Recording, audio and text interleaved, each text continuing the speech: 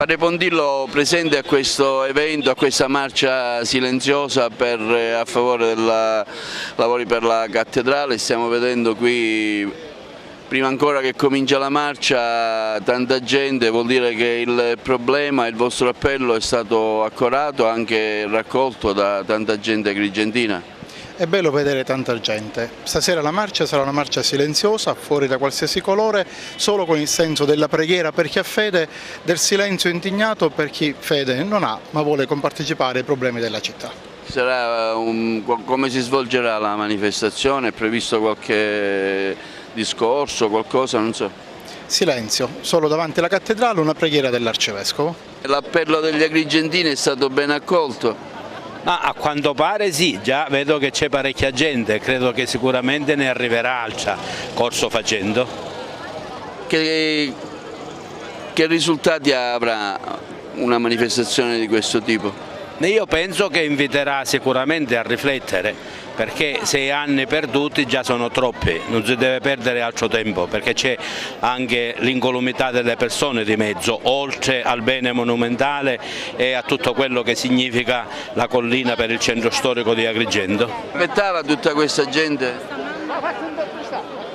Ero fiducioso, me l'aspettavo, sì. Tra l'altro coincide anche a 3 giorni dal voto, però l'evento scelto è un altro, non è quello a 3 giorni dal voto, ma perché... Fuori dalla politica, fuori dalla politica. C'è una ricorrenza, c'è un motivo perché è stato scelto questo giorno? Vabbè, la ricorrenza è stata la traslazione del vescovo Monsignor Pedrelia, che è stato il nostro vescovo di Agrigento, è per questi motivi che la cattedrale possa subire dei problemi statici, si è pensato di trasferirlo nella concattedrale di San Domenico. Coincide con la memoria liturgica di San Libertino, il primo vescovo di Agrigento. Il silenzio sia la soluzione più giusta, dato che è questa la marcia del silenzio, qualsiasi parola è superflua.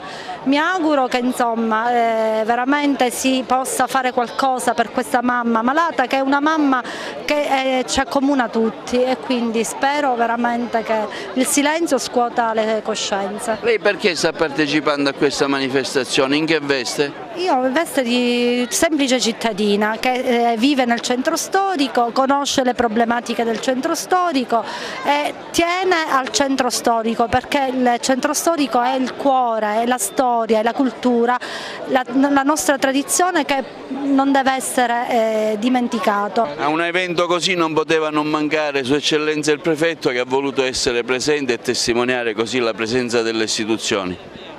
La mia presenza, anche condivisione su un problema che è un problema della collettività, perché possa essere raccolto da chi di competenza, da chi di dovere, come dire, questo grido lanciato dalla comunità agrigentina, credo pastorale e non. E siamo qui per segnalare un momento di sofferenza della città e quindi sostenere un'iniziativa che possa aiutare finalmente a risolvere, a trovare un percorso che risolva questo problema in interesse di tutti.